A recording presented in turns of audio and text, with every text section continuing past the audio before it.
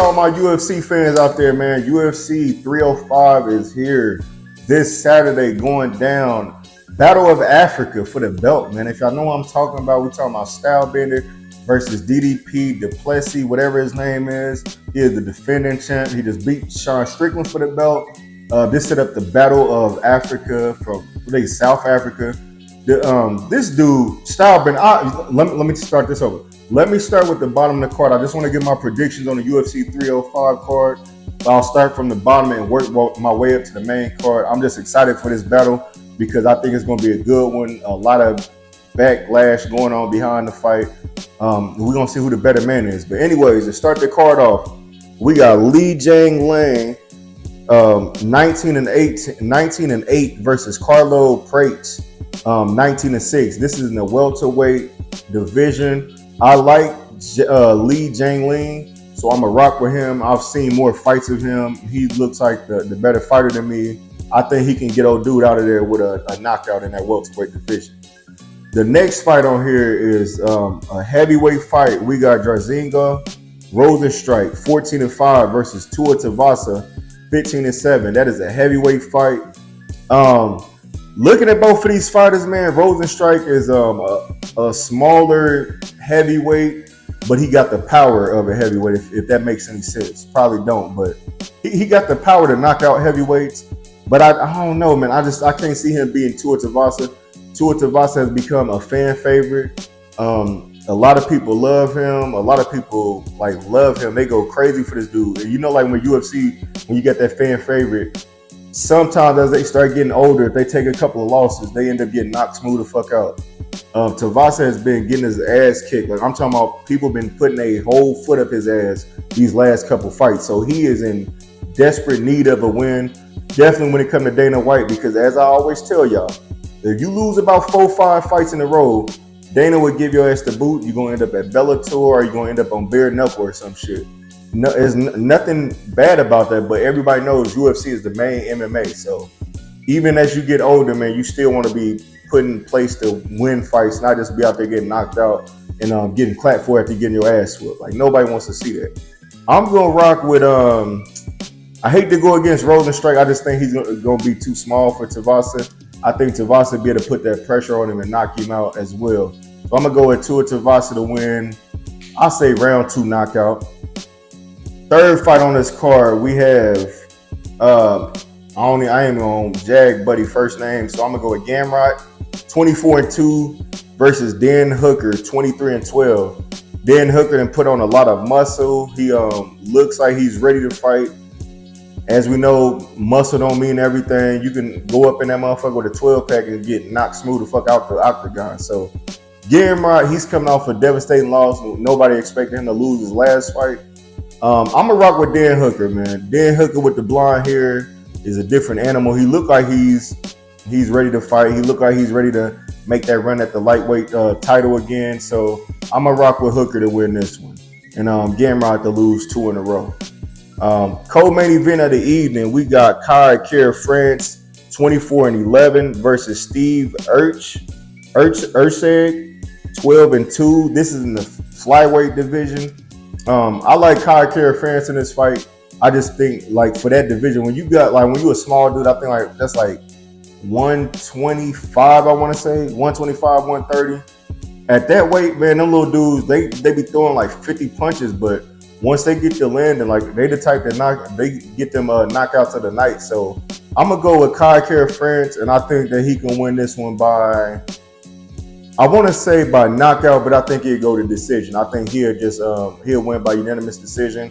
I think Steve is gonna try to take him down a little bit, but I think Kai Kara France is gonna do good with the takedowns and piece him up standing on the feet. So I'm gonna go with Kai Kara France to win this one.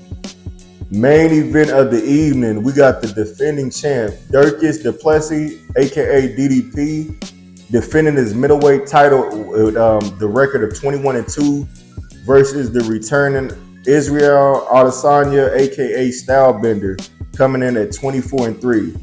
For the middleweight title, background on this, Sean Strickland, no, I take it back. Alex Pierre was a champ at the time. Stylebender finally beat him. in the UFC after getting knocked out, losing his belt. He won the belt. Stylebender ends up fighting Sean Strickland. And no, let me before I get there, Stylebender was supposed to be fighting Duplessis for the number one contender or something like that. And they got into a little altercation up in the ring because Duplessis was the number one contender, and Stylebender was going out there to fighting. Oh, he's supposed to be. That's what it was. Stylebender had the belt. He was supposed to be defending the belt against DDP, and the whole thing that happened, the little awkward moment, was that they're both from Africa, but looking at Duplessis, he's a white guy, and y'all they look at like everybody look at like, oh, Africa only got black people. No, it's other races in Africa. You feel me? But I think they said something about I think South Africa. I might be wrong, but I think he said South Africa. And Stylebender get up in here saying, yeah, like going crazy. I'm like, go, yeah, let's go, nigga. Like I think he was trying to get him to bite to see if he's gonna slip up and say nigga or say some on live TV, and he just didn't. He was like, dog, like, why you calling me that? You know I ain't no nigga. So like, you really ain't no nigga. You ain't even come from that culture. Like you're in South Africa. They might say it down there, but I don't think he grew up saying that term until like he got to the States or whatever. Anyways, Stylebender ends up losing his belt to Sean Strickland. Strickland ends up putting his belt on the line against DDP, and DDP ends up taking the belt off of him, which sets up Stylebender versus DDP. It's been a lot of this going on, but now it's time to get them gloves of talking. I love that UFC now, they got the gold gloves for them heavyweight bouts. They got the gold gloves out there. So somebody will be getting knocked out. For this prediction with this fight, I'm going to go with Stylebender. But I'm also going to say that I think Stylebender can knock him out because I think that the way that Duplessis fights when he gets to try to take, he's going to try to take Stylebender down for the most part. If he can get him to the ground, Stylebender is going to be in trouble because I think that he's just going to lay on him all night. It'll be a boring fight. He's going to lay on him like GSP used to do in his later years. He's going to lay on you, punch you up a little bit, tire you out, come out, same thing on the round. He's going to try to take you down, lay on you. So it could be a boring fight, but I think that Stylebender is going to catch on to it real early if he's training right. If this is what the game plan is to try to wear down Stylebender, he's going to catch him with a kick on one of them takedowns and have that man wobble, take him down, beat him up a little bit, and win the belt. Or he's just going to end up just destroying him on the feet. But he has to keep this on his feet. If this fight goes to the ground if it goes to the ground for more than 2 rounds, DDP will win this fight, and Stylebender might need to start questioning himself as a champ because even though he only has 3 losses, these losses start adding up because he was on a nice little run. I think he came in to the UFC start out like 9-0 in the UFC, and he didn't lost to top dude. He's lost to Alex Pierre.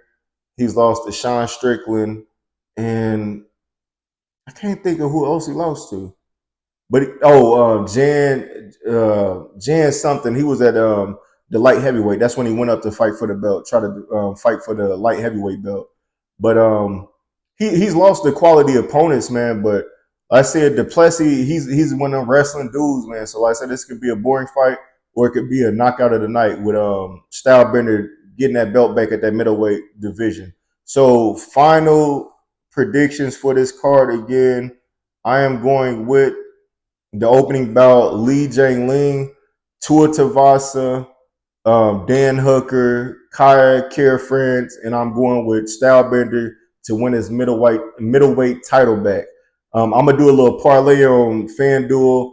I will post that in my comments to let y'all know what my parlay is for the night, and hopefully we can win us some money, man. But overall, make sure y'all tap into the UFC 305, man. It's gonna be a dope card.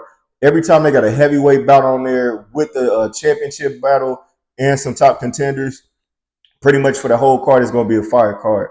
I'm just hoping that they all end in knockouts and submission, of course. So I'm not looking for no decisions, but if it's a decision, it's going to be that co-main event with Kyle Kara-France and Steve Erceg or whatever. So like I said, man, y'all tap into UFC 305 this week. Those are my predictions. Like, share, and subscribe to the Meet You from the Midwest podcast on Facebook, Instagram, and YouTube.